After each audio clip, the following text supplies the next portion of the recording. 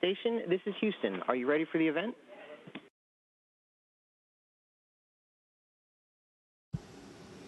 Houston, this is the International Space Station. I am ready. Libby Casey, this is Mission Control Houston. Please call station for a voice check.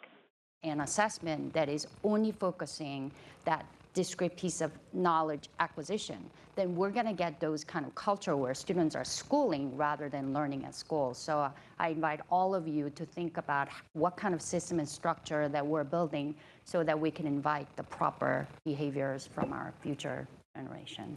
Thank you. Unfortunately, we're just out of time, but we'll have to wrap it there. Thank you, Mackenzie Price and Kip Glazer, and for being here.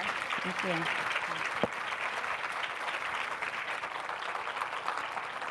Coming up next, we have a conversation that is literally out of this world. My colleague Libby Casey will be speaking to an astronaut from the International Space Station, so stay tuned. You won't want to miss this.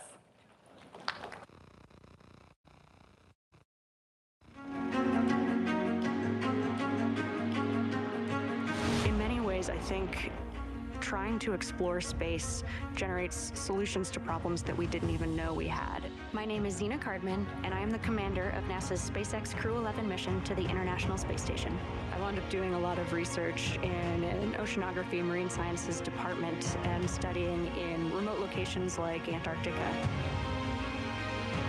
We spend long duration periods, so many months long, living and working on board that space station, and it's really focused on research. A lot of that research is on our home planet, and a lot of that research is on us as human subjects. I don't think we grow if we don't challenge ourselves. I think that's true for myself, it's true for teams, and it's true for us as a society and as a species. We have to take some risks, we have to challenge ourselves in order to push ourselves.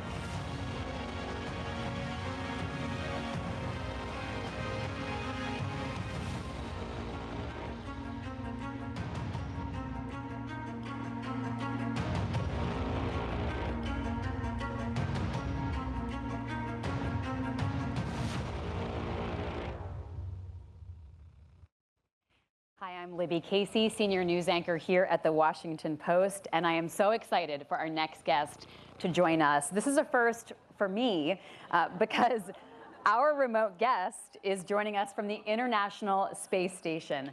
Before we begin, we have some technical steps to go through, though, so I get to say something I've always wanted to say, which is that we have to connect with Mission Control in Houston, so please stand by. Houston, Libby Casey here. We are ready to connect with Zena Cardman.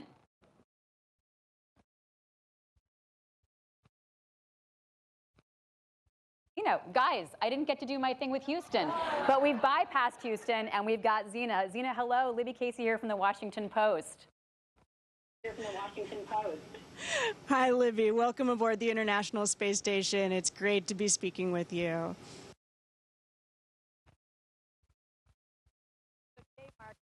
11 days since you departed for the ISS, and this is actually your first space flight. What surprised you the most about being in space?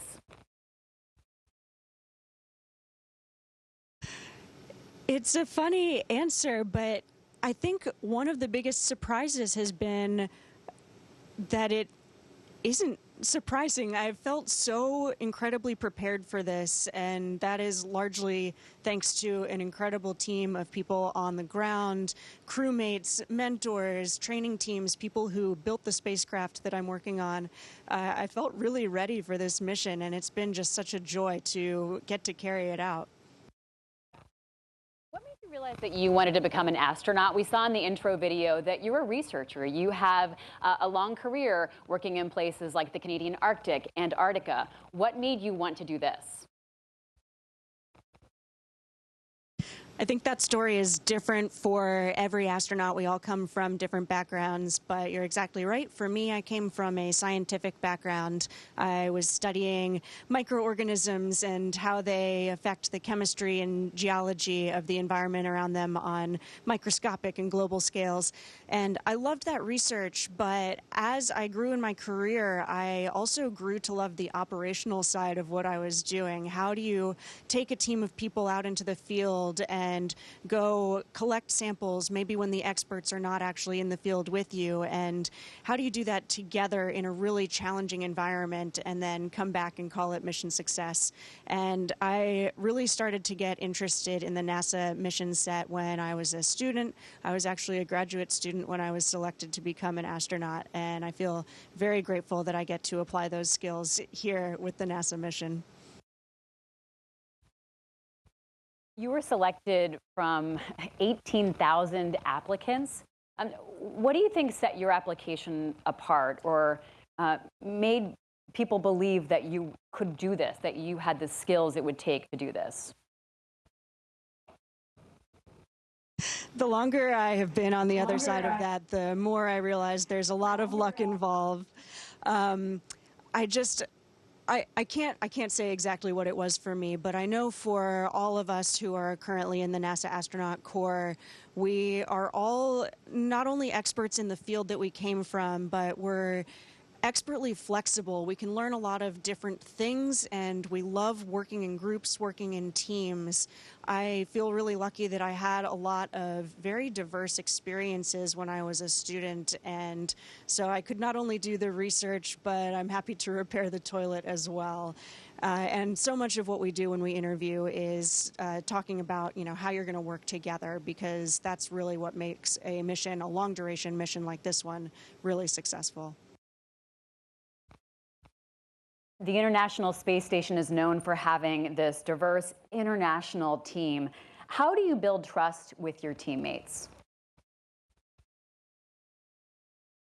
We spend a long time together training on the ground before we ever fly. And so in a lot of ways that just happens naturally.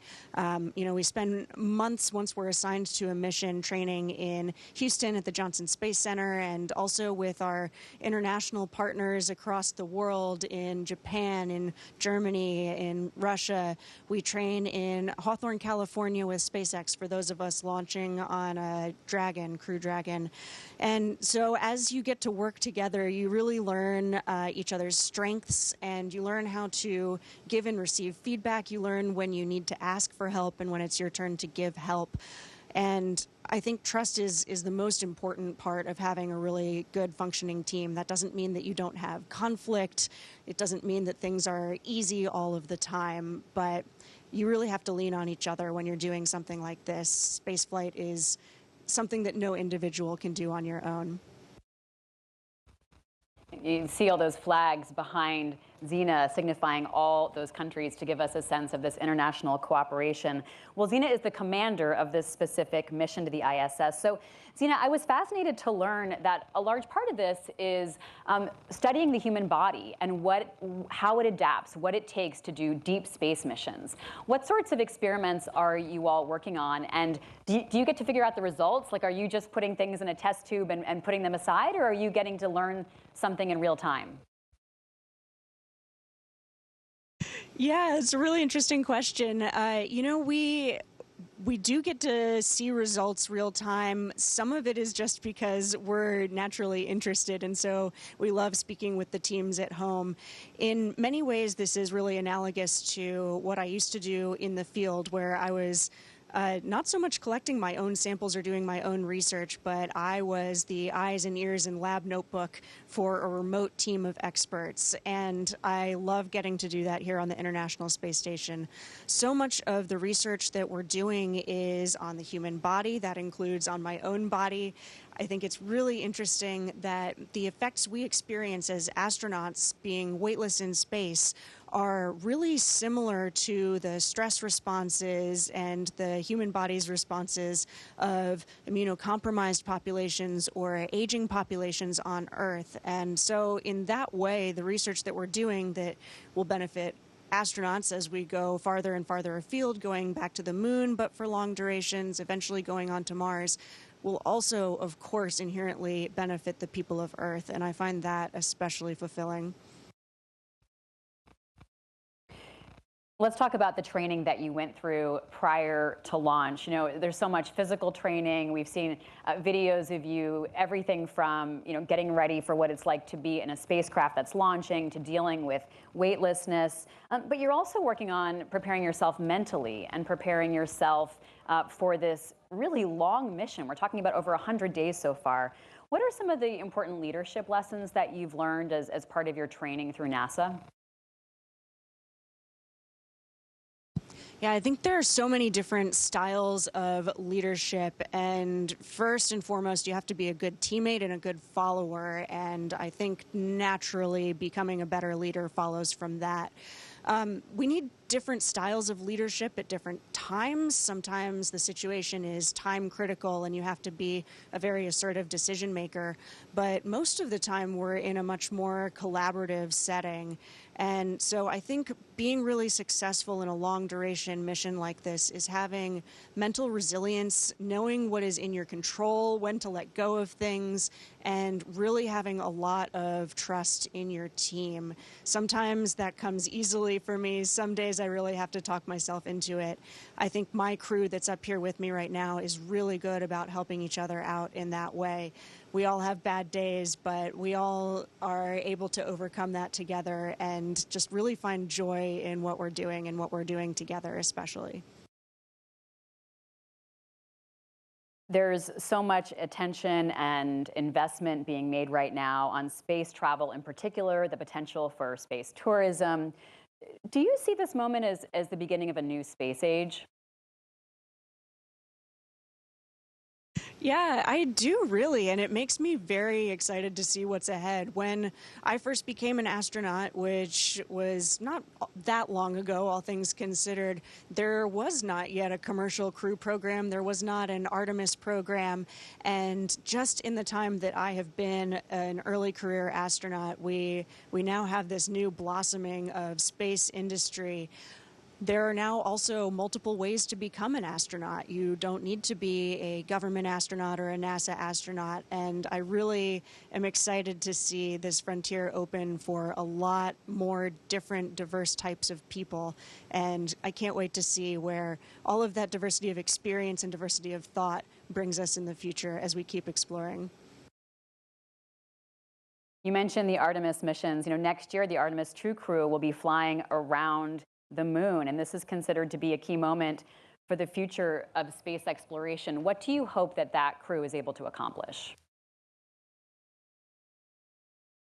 I am so excited for that crew, and it's just so thrilling to be at NASA and in the world of human spaceflight as we're getting ready to go back to the moon. But we're setting ourselves up to go and stay for long durations and really do something sustainable.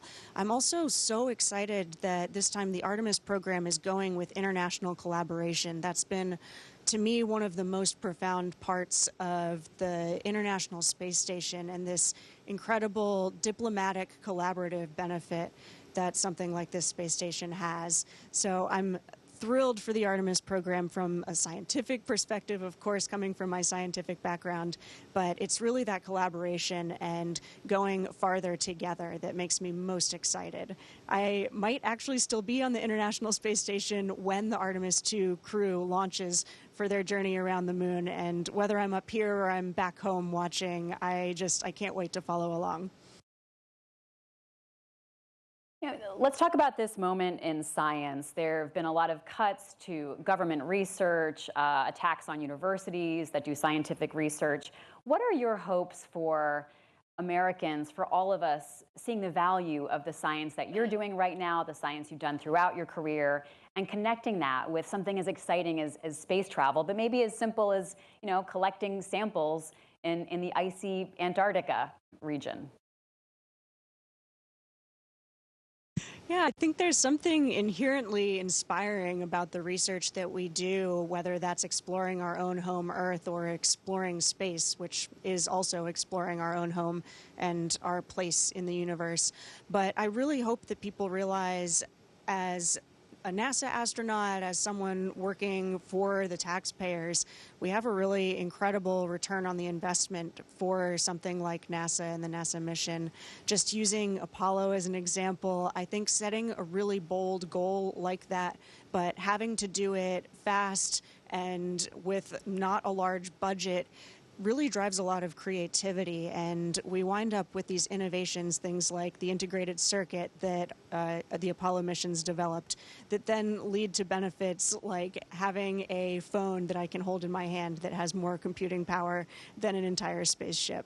So I really am excited to see where that development takes us in the future, and I hope that everyone gets to know and gets to see that return on investment. When there are cuts to funding, are you concerned about talent and knowledge leaving and going into the private sector, going elsewhere? I mean, you talked about the potential for commercial space exploration, of course, but how do you encourage people to try to work at NASA or get involved in the kinds of work that you've been doing? It's not a concern of mine, but I'm very excited that there are so many different options for talented people who are interested in taking part in human spaceflight. I think we need more than one simple option, one and only option. NASA is, of course, smartly collaborating with a lot of different partnerships, whether that's other government agencies, private companies, and I think having more diversity is actually going to make us stronger. So I'm very excited for this evolution. I somehow couldn't believe that the International Space Station marked 25 years recently of continuous human presence. Where do you want this to be in 25 years from now? Yeah, it really is amazing to think about. There are so many people who have not known life without continuous human presence in space. And the fact that we've done this with international collaboration here on the ISS is just astounding. Of course, this space station itself is, I don't think, going to be here 25 years from now. But I'm really, it's such an honor to take part in this groundwork that is laying the groundwork for those future space stations, whether those are in low Earth orbit or as we get ready to go back to the moon for longer and longer durations and eventually farther afield. Zena, you're talking to a packed room here at the Global Women's Summit, and I've seen a couple audience members even tearing up when we first connected with you. Just, it's really exciting for a lot of us to see you and hear about the work that you're doing as a commander of this mission on the ISS. Tell us about the rest of your day, and they're on Greenwich Mean Time. I had to figure this out, right? Like, what time is it where Zena is? It's like, I think about 4 o'clock. Like, what, from the mundane to the profound? I mean, tell us about literally what you're doing today, but also some of the moments that make you stop and just sort of pinch yourself that you're where you are right now. Yeah, it's funny that you say that. I think one of my favorite things about being on the space station is that contrast between the mundane and the profound. When we first started this conversation, we were, I think, just flying over the southern tip of South America, and now we're about to cross over Europe. It's wild to be up here seeing 16 sunrises and sunsets every day. I am just dazzled and humbled every time I look out the window. But then literally right before we started this conversation, I was working on fixing the toilet. We were doing some maintenance, and so the whole team was involved. It was all hands on deck today, fixing some plumbing that is actually going to our treadmill. But in order to access that, we had to remove the toilet stall and put it back, and it's been a whole day affair. So that's what I was doing right before we started speaking. Incredible. Well, Zena Cartman, thank you so much for joining us from the International Space Station. It's been such a delight to talk with you. Thank you all so much. I wish I could be there in person, but it's such a treat to get to join you this way. Stay with us for the next segment of the Station, this is Houston ACR. That concludes the event. Thank you. Thank you to all participants. Station, we are now resuming operational audio communications.